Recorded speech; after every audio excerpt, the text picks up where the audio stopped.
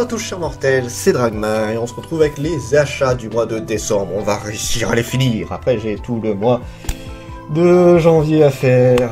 Ça pique. C'est pas grave, allez on essaie d'enchaîner. Je sais pas si je vais finir aujourd'hui, si j'y arrive tant mieux. Sinon tant pis, c'est pas grave, je continuerai une autre fois. Clivates, dans la même lignée des Berserk ou de Uberblatt, on suit des héros qui sont allés combattre un roi, enfin c'est pas un roi démon, c'est un roi bête, pour sauver le monde, sauf que cette créature va totalement les exterminer, et il va se dire, mais pourquoi on vient me faire chier en fait? Du coup il va tout simplement récupérer un cadavre qui va ramener à la vie et qui va transformer un peu en esclave, et il va partir dans le monde des humains pour voir un petit peu ce qui s'y passe, et il va se rendre compte que c'est un joyeux bordel en ce moment. Donc après, à voir s'il extermine l'humanité ou pas. C'est une série qui est plutôt sympa, moi je vous la conseille fortement, j'ai vraiment bien aimé. Game of Familia, 4e tome de la série, bon j'ai déjà aussi le 5e sur le mois de janvier, mais c'est pas grave, on en parle aussi. Donc 4 personnes qui ont été invoquées dans un autre monde, un jeune homme ainsi que sa belle-mère et ses deux demi-sœurs, qui vont être appelés à combattre des sortes de créatures zombies qui attaquent les différents pays, extrêmement difficiles à abattre, et l'un des seuls moyens de les affronter, c'est de faire des sortes de familias, donc de faire des groupes, tout simplement des groupes pour pouvoir les affronter avec une assez grande puissance, sachant que souvent il faut faire des sacrifices pour avoir plus de puissance, etc. C'est une série qui est très sympa, alors c'est extrêmement olé olé, hein, bien évidemment, s'il y a du viol, il y a de la manipulation, il y a de la torture, vous avez tout le bon petit combo. Donc c'est une série qui est extrêmement cool, mais encore une fois, on le voit, c'est dommage qu'il n'y a pas une limite d'âge, parce que juste dire, pour public averti et Daitan, ça te dit pas jusqu'à quel âge tu peux le lire. Ça c'est un peu dommage. Demon Slayer, super bonne série, 8e tome de la série, où ce sont les femmes qui dominent, puisque en gros, seules les femmes sont capables d'avoir un pouvoir dans ce monde-là. Ils mangent un sorte de fruits qui vont leur donner un pouvoir plus ou moins différent selon la personne, donc c'est pour ça qu'ils ont le dessus vis-à-vis des hommes. Et en fait on va se rendre compte qu'un jeune homme va avoir une sorte de capacité, en fait il va tomber, en fait il y a le monde des humains et le monde des Mao, si je me rappelle bien c'est ça, où ce sont les créatures, les yokai, tout ça qui essayent d'envahir la Terre. Et on a plusieurs unités qui essayent de les arrêter et d'empêcher qu'ils passent les portes qui transversent le monde des démons au monde des humains. Et notre jeune homme, en fait, il va se rendre compte qu'il est capable de se faire transformer par l'une des chefs en une créature assez puissante, parce que c'est une sorte de pouvoir qui transforme un humain ou un démon en créature plus puissante en échange de certaines contreparties, et lui, on va se rendre compte que quand il se transforme, il est vraiment très balèze. Très très bonne série que, pareil, je vous conseille énormément. J'ai découvert assez tardivement, on était déjà au 4e ou 5e tome quand c'est sorti, et j'ai totalement fumé la série, maintenant je suis un gros fan. Le Fragrance, nous sommes au 8e tome de la série, où on suit un jeune couple, donc une femme qui est comptable avec un léger souci de transpiration, pour pas dire assez énorme souci de transpiration, chose qu'elle a vraiment beaucoup de mal à supporter. Parce qu'elle n'aime pas du tout ça, ça la complexe énormément, et du coup avec son nouveau petit ami qui lui est très fan des odeurs, c'est un fétichiste des odeurs, bah, ça va être une complicité entre les deux, et c'est tout mignon, c'est vraiment tout mignon, avec un manga qui explore enfin un petit peu plus le côté fétichiste. Parce qu'en fait un des seuls que j'avais vu c'était Freak Café, mais lui il voit que le côté extrême de la chose, là du coup on a un peu plus de légèreté si je peux dire ça comme ça, donc c'est vraiment très très cool, je vous le conseille. Insomniac, 6e tome. Alors cette série sort à la vitesse de la lumière, j'ai l'impression. Là il y a déjà le 8e tome qui est sorti que j'ai pas encore acheté, mais que je vais acheter très prochainement. Nous suivons deux jeunes gens qui ont des problèmes d'insomnie tout simplement, et qui vont devenir amis par rapport à ça. Donc ils vont essayer de se trouver des combines pour réussir à dormir, parce qu'ils n'arrivent pas à dormir la nuit, et ils arrivent seulement à se reposer un peu le jour. Sauf que le problème c'est que c'est le jour, bah t'as les études, t'as tous les trucs à faire, donc voilà, c'est pas pratique. Donc voilà, ça va être une amitié entre deux insomniaques, et peut-être bien plus. Et encore une fois, très bonne série qui ne fait que très bien avancer, et un animé doit arriver, et ça c'est tant mieux. Les Affamés, 3e tome de la série. Alors malheureusement le 3e tome me spoil un petit peu pour ceux qui connaissent un petit peu. Nous suivons une épidémie de zombies avec un zombie qui, lui, a encore toute sa tête. C'est vraiment, il a encore toute son humanité. Bien sûr, il ne peut plus se nourrir à part de chair humaine. Mais par contre, il a gardé vraiment toute sa tête, toute sa réflexion d'humain, et il n'a pas changé à ce niveau-là. Et il va se dire, merde, mais c'est bien beau, mais on est en train d'exterminer les humains, donc au bout d'un moment, il n'y aura plus de bouffe. Donc, je vais faire en sorte de faire des petits, donc faire s'accoupler des humains pour pouvoir manger à ma guise de la chair fraîche. Ça, c'était le plan de base. Après, bien évidemment, ça va bien évoluer. Une histoire qui est vraiment cool et qui, surtout, change énormément de ce qu'on a l'habitude de voir. Et surtout, il se passe tellement de choses à chaque tome. C'est une série qui est juste exceptionnelle.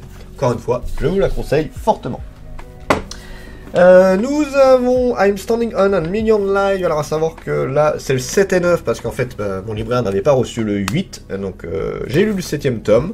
Mais je n'ai pas encore lu le 9e, j'ai même pas lu le 8e encore, faut que je le lise. C'est une série que j'adore, hein. J'avais vu l'animé, j'avoue que j'avais une préférence pour l'animé au début, là le manga a enfin dépassé ce qui s'est passé dans l'animé, donc là maintenant je suis beaucoup plus dans le manga à me dire, ah ça y est, on voit enfin la suite. Et en gros, on suit plusieurs personnes qui vont être à chaque fois appelées dans un autre monde, avec à chaque fois une mission à faire, donc ça peut être tuer un roi gobelin, sauver telle personne, des trucs du genre. Donc ils ont chacun à chaque fois ils ont un objectif précis avec un certain nombre de jours et il faut qu'ils arrivent à l'atteindre avant la fin du temps imparti, sinon c'est game over et là c'est la mort pour tout le monde. Et à chaque nouvelle partie, ils ont une nouvelle personne qui est avec eux. Et c'est très cool. Je le redis, moi j'ai une petite préférence pour l'animé parce que le dessin, en fait, c'est surtout le dessin que je suis pas très fan. Mais là en ce moment, on a dépassé l'animé, donc du coup, je vous conseille quand même le manga. Donc j'ai juste pas lu le 9e tome dans ça. Badass Cop Dolphin, j'ai pas encore lu le dernier tome parce que je sais que c'est fini en 5 tomes, donc il m'en manque juste un. Et une histoire complètement folle de l'auteur de Belzébuth, où nous suivons un policier un peu en mode cow-boy de western qui adore vraiment, qui a un gros bourrin de la gâchette, qui va du coup se retrouver muté sur une petite île totalement paumée, et qui va se rendre compte que c'est un véritable bordel, puisqu'il y a une sorte de prêtresse qui est capable de communiquer avec les habitants de la mer qui ont tous quasiment une conscience capable de se transformer en humain, une sorte d'hybride humain. Donc voilà, c'est un vrai bordel, c'est complètement con, mais ça accroche bien. Je suis presque déçu d'ailleurs que ça ne fasse que 5 tomes, parce que ça aurait pu être beaucoup plus développé. Mais ça reste quand même très correct, et je me suis bien fendu la gueule sur cette série-là.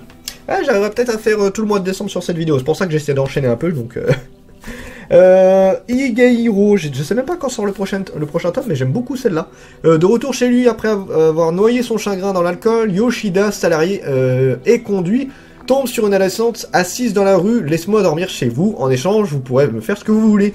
Une proposition qui n'est pas du tout du goût de Yoshida, sensible à la détresse de la lycéenne. Il décide néanmoins de l'héberger temporairement, le début d'une cohabitation riche d'enseignements pour tous deux. Bonsoir, elle est bonne ma soupe, on dort ensemble, une ado en fugue, et un salarié de 26 ans rejoignit une colocation inédite, et c'est extrêmement bien. C'est une très bonne surprise, je ne savais pas que j'avais autant aimé. D'ailleurs, il y a un animé, si je dis pas de bêtises, sur ça, mais voilà, ça reste une très bonne surprise, et j'attends beaucoup la suite. Apprenti Espion 008, série pareille que... alors en fait, l'auteur avait fait déjà, c'est Kenichi, son ancienne œuvre, que je n'avais pas du tout vu, que j'ai toujours été intrigué, et là j'ai vu qu'il lançait une nouvelle série, je me suis dit, ah allez, on va regarder, on va s'y intéresser, et c'est très cool. En gros, c'est un jeune homme qui va intégrer une école d'espionnage, parce que son père était l'un des plus grands espions du monde, ça fait penser un peu à Hunter x Hunter comme ça. Et il va se rendre compte qu'il n'a pas tout à fait le niveau. Lui, il s'est jamais entraîné en tant qu'espion, c'était un élève totalement classique. Et il va commencer son entraînement d'espion. Et c'est un joyeux bordel avec beaucoup d'ecchi. C'est du niveau du Pantsu pour le coup. C'est bon, c'est ecchi Pantsu. Mais voilà, vraiment très sympa aussi également. Je me marre bien à chaque fois. Et ça en met plein la mirette. Si vous aimez les boobs, si vous aimez les gros dibars, vous allez être servi. Ça, il n'y a pas de problème à ce niveau-là. Tonika... Attends, j'arrive bien à le dire. Tonika Lee Kawaii. Je pense que je l'ai très mal prononcé, je m'en excuse. Histoire un peu particulière. Par contre, j'adore la couverture. La couverture est juste magnifique. On suit un jeune homme qui fait en sorte de faire super gaffe à son argent. Il vit tout seul et en fait il prend le strict minimum. Il n'a pas de télé, il prend juste le futon le plus bas de gamme. En fait tout le plus bas de gamme pour économiser un maximum d'argent. Il accumule plusieurs petits boulots. Donc il s'est fait une jolie argent de côté. Et à un moment donné il va tomber sur une jeune fille qui va lui demander « Et si on se mariait ?» Alors qu'il vient à peine de la rencontrer, tu sais. Sauf que lui, il va dire, bon, bah, bah, elle est magnifique, alors allons-y, marions-nous. Et ils vont se marier, alors à la va-vite, hein, genre vraiment en mode à la mairie, juste en signant un papier et pas en faisant toute la cérémonie et tout. Et du coup, ça va être leur début de vie de couple, sachant qu'ils ne se connaissent pas du tout. Donc c'est une histoire très rigolote. Avec du coup un jeune homme qui n'a pas du tout l'habitude des filles puisqu'il les a jamais vraiment côtoyées, donc il ne sait pas tous les petits trucs qu'il y a vis-à-vis de ça. Et bon Dieu que c'est compliqué les femmes, oh, vous en avez des trucs, oh là là, il y en a trop des trucs à savoir sur vous là, c'est compliqué, je vais me faire taper. Donc bon voilà, c'est une série qui est extrêmement drôle et qui est tout mignon à regarder, moi j'aime bien, franchement série très agréable. Le 8e fils, alors d'ailleurs je me demande, est-ce que j'ai lu celui-là? Non, je n'ai pas encore lu ce tome-là, parce qu'en gros, il me manquait le 7, donc c'est pareil, avec mon libraire, j'avais eu le 7 avant le 6, donc je n'ai pas encore lu, mais c'est une série qui est très sympa, j'avais vu l'animé, je l'ai pas du tout apprécié, il torche totalement le manga, c'est vraiment, ça zappe tout à la vitesse de la lumière, là c'est beaucoup plus détaillé, il y a beaucoup plus de trucs, en gros, bah, comme le titre le dit, une personne qui est réincarnée en tant que 8e fils d'une famille très riche, sauf que plus t'es bas dans la hiérarchie par rapport à la naissance, tout ça, moins tu vas avoir de choses dans la vie. Et du coup, lui, il va montrer qu'il est capable parce qu'il va apprendre la magie, chose qui est extrêmement rare dans ce monde. La magie existe, mais en fait, très peu de gens sont capables de la manier. Donc voilà, c'est une série qui est très sympa également. Et lui, il faut que je continue cette série-là. Ah, je sais pas, si je devrais pouvoir y arriver. Back from Hell, une série que j'aime beaucoup le style. En fait, j'adore le style Revenge. Ça, c'est. Il y a le Sekai que j'adore et le style Revenge, j'adore énormément. Un ancien sage qui était avec une héroïne qui ont combattu le roi démon et en revenant, bah, ils se sont fait trahir par leur pays parce qu'ils ont le pays a considéré qu'ils étaient beaucoup trop forts et trop dangereux du coup, donc ils les ont butés. C'est gentil, sachant que c'est eux qui l'ont totalement sauvé la vie. Et le sage va revenir sous la forme d'une liche et va décider de se venger de l'humanité en faisant en sorte de devenir le grand méchant pour empêcher que l'humanité continue à se battre, etc. Puisque du coup, vu qu'il n'y a plus de roi démon, les humains continuent à se faire la guerre, tout ça, alors que quand il y avait le roi démon, bah, ils s'étaient alliés pour le combattre. Donc voilà, c'est une série qui est extrêmement bien, et encore une fois, je vous la conseille. C'est pas très connu, je crois que très peu de gens en ont parlé de cette série-là, mais c'est vraiment... J'adore. Le style Revenge, j'adore vraiment trop ce style-là. The Imminence in Shadow, pareil, il y a l'animé dessus là. Je me tâte à regarder l'animé, je sais pas si l'animé vaut le coup, mais le manga, lui, il le vaut vraiment. On suit un jeune homme qui, toute sa vie, a voulu apprendre la magie dans notre monde réel, sauf que, bien évidemment, malheureusement, ça n'existe pas. Et bah, il va mourir connement en se prenant un camion en pleine face. Et du coup, il va se réincarner dans un monde où là, la magie existe. Et il va se développer en tant que méchant, mystérieux, extrêmement classe. Vous savez, le gros cliché, un petit peu à la Jack l'Éventreur, les trucs du genre, vraiment le méchant énigmatique, tout ça. Alors lui, il s'en fout royalement de ce qui se passe autour de lui. Il veut juste avoir cette classe absolue du méchant que personne ne sait rien. Et en fait, c'est un manga qui est extrêmement drôle parce que tout ce qui se passe à côté est très sérieux et lui, il est totalement dans son délire de « Je suis le plus grand méchant du monde !» C'est un peu ça l'idée en fait. Mais c'est très drôle. C'est vraiment une série où je me marre à chaque fois. Et encore une fois, je vous la conseille fortement. De toute façon, si j'achète, c'est que c'est bien, vous le savez. Comment ça, je dis n'importe quoi, eh oh, on juge pas, hein. Seven Time Loop, The Villain Enjoyed and Careful Life Married to the World Enemy. J'ai un anglais dégueulasse. Riche fille du Dick a un grand secret. Quand elle meurt à 20 ans, elle revient au moment de la rupture de ses fiançailles. Jusqu'à maintenant, elle a connu des vies bien remplies en tant que marchande, apothicaire, suivante et autres. Mais pour cette 7e vie, elle en a une nouvelle résolution. Cette fois-ci, je veux une vie dans laquelle je me prélasserai.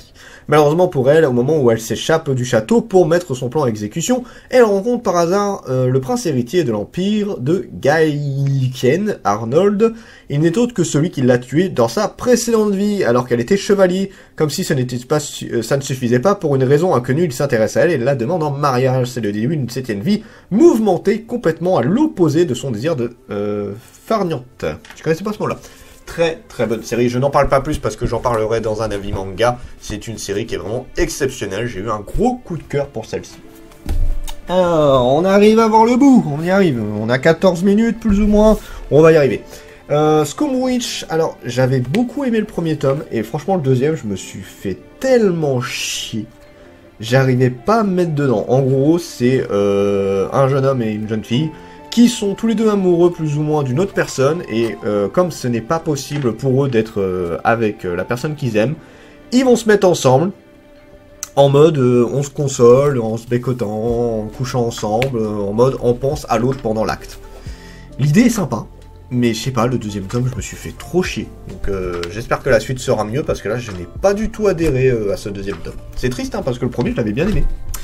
Reincarnate Pretty Fantasy Girl, alors une série que j'attendais beaucoup, et finalement, je sais pas, je suis pas aussi fan de la suite. J'arrive pas à... En fait, j'ai lu le premier tome, et j'ai eu du mal à me lancer sur la suite. Je sais pas, c'est en gros, c'est deux jeunes gens qui vont être réincarnés dans un autre monde, dont un qui va du coup être transformé en jeune fille ultra mignonne. Voilà, c'est grosso modo c'est ça l'histoire. C'est rigolo dans l'idée, mais je sais pas, il y a un truc qui fait que j'arrive pas trop à accrocher, à voir si l'histoire devient plus intéressante au fur et à mesure ou pas du tout. J'en sais rien, ça on verra bien. Donc pour l'instant j'ai même pas lu le deuxième tome, il faut que j'avance un petit peu. On arrive à voir le bout. On y arrive, mais là c'est très bas du coup. Je vais réussir à finir le mois de décembre, c'est un miracle pour moi. Kiru Kilmi, un auteur que j'adore énormément. J'ai pas encore lu le tome 4, honte à moi pour le coup, c'est juste qu'il y a eu tellement de sorties ces derniers temps que j'ai pas eu le temps de tout lire. On suit une tueuse à gages qui... on suit un jeune homme qui est PDG d'une très grosse entreprise pharmaceutique, tout ça, et qui va tomber follement amoureux d'une assassine, et du coup, pour la revoir, il va mettre un contrat sur sa tête, lui-même, un contrat sur sa tête, pour que ce soit elle, expressivement elle, qui doit la tuer, qui doit le tuer. Et du coup, grâce à ça, il est capable de la voir à chaque fois, et il va tout faire, bien évidemment, pour survivre à ses attaques. C'est une série complètement folle, complètement con, mais qui est juste extrêmement drôle. Non, j'adore. Franchement, c'est à mourir de rire à chaque fois. Je vous conseille, et je vous conseille cet auteur en particulier, qui est Yashiro Kano. J'ai presque toutes ses œuvres, et franchement, c'est à mourir de rire à chaque fois. From the Children Country. Une série où, en gros, les adultes se transforment en grandes créatures extrêmement bourrines, extrêmement dangereuses, qui attaquent n'importe qui. C'est une série qui est assez cool, qui est terminée en 2 tomes, si je dis pas de bêtises. J'avais lu le premier. Faut que je vois pour la suite. Là, je crois que c'est le dernier tome de celui-là. Donc, à regarder. Je vais prendre la fin. Voilà, pour le mois de décembre, il reste ça. Allez, on va finir, il reste pas longtemps. Surtout que là, il y a pas mal d'enchaînements de séries, donc ça va aller. Harry Fureta, pareil, extrêmement... Moi, je suis un gros fan, et j'attends la suite de la série avec impatience, parce qu'il y aura la suite, on a eu 2 saisons, et je sais qu'il y aura forcément la suite de la série. Nous suivons un jeune homme qui va être réincarné dans un autre monde, encore, je sais, et qui va du coup se faire trahir par un membre de son groupe, puisqu'en fait c'est toute une classe qui va être invoquée dans cet autre monde, et qui va tomber dans un donjon extrêmement dangereux. Alors lui il va tomber tout en bas du donjon, dans l'une des zones les plus dangereuses, et du coup il va essayer de survivre tant bien que mal, sauf que ça va le changer totalement, que ce soit physiquement, que ce soit mentalement, il va se transformer complètement. Et du coup il va faire un peu à sa manière, c'est en mode bah voilà quoi. On m'a trahi, on veut plus de moi, je vous emmerde tous et vous allez voir ce qui va se passer. Et c'est très bien, c'est vraiment une série excellente. Le spin-off est également très sympa. Ah voilà, donc là on a 3 tomes d'un coup, c'est pour ça que je peux enchaîner un petit peu. Reincarnate as a Sword, premier tome, deuxième et troisième tome, j'ai tout acheté d'un coup. Alors qu'une jeune esclave sans nom, aux oreilles de chat, est sur le point de mourir sous les coups d'une horrible créature, elle tombe par miracle sur une épée plantée en pleine nature qui lui permet de vaincre la bête. Seulement cette épée n'a rien d'ordinaire puisqu'elle est douée de paroles et de raison. Ainsi commence le partenariat entre l'ancienne esclave et l'épée magique, l'aventure épique d'un homme devenu épée et d'une fille devenue libre. Très cool. Donc je n'en parle pas plus parce que c'est une série que je dois vous présenter. Je sais qu'il y a également un animé sur cette série-là, mais voilà, franchement, je me suis... C'est une bonne surprise parce que j'en attendais pas grand-chose, et finalement c'est une très bonne surprise. Mon ami des ténèbres, 7e et 8e tome, pareil, série que je suis totalement fan. L'anime doit sortir, j'ai hâte de voir ce que ça va donner. On suit une jeune fille, du coup, qui n'est pas du tout à l'aise avec l'école, puisque tout le monde la surnomme la sorcière des ténèbres, parce qu'elle a un côté très sombre avec ses cheveux qui lui tombent sur la gueule, voilà, ce genre de truc. Les gamins, il leur faut pas grand-chose. Et en fait, elle va tomber sur un jeune garçon qui, lui, n'en a rien à foutre, et au contraire, il est en grande admiration sur elle. Il est en très grande admiration sur elle, il adore... il est très fan de son côté, ah t'es une magicienne, mais c'est tellement cool et tout. Et c'est une amitié qui va naître entre ces deux-là, et c'est tout mignon, c'est tout choupi, ça se regarde tout seul, ça se lit, sans hésitation, allez-y. Voilà, si vous aimez les petits trucs détente, ça vaut le coup. Et on termine, enfin, le mois de décembre. Oh, putain, je suis presque à 20 minutes. Avec Orihime. Donc, d'abord, j'avais parlé du 5 et 6. Bah, en fait, j'ai oublié de le présenter. Mais j'ai eu... j'avais parlé du 5. Là, j'ai eu également le 6-7. Donc, bon, j'en ai déjà parlé. Je n'en parle pas plus. Je l'ai fait dans la vidéo précédente. Enfin, je l'ai fait dans la première partie, si je ne dis pas de bêtises. Donc voilà, série très très bien également. Et c'est tout pour le mois de décembre, ce qui est déjà énorme en soi. Et pour le mois de janvier, j'ai encore pas mal de choses, sachant que je n'ai pas encore fait les achats de février. Il faut que je regarde pour ça. Mais en ce moment, c'est compliqué, j'ai 50 000 trucs à faire. Sur ce, c'était Dragmar, et je vous dis à la prochaine, chers mortels.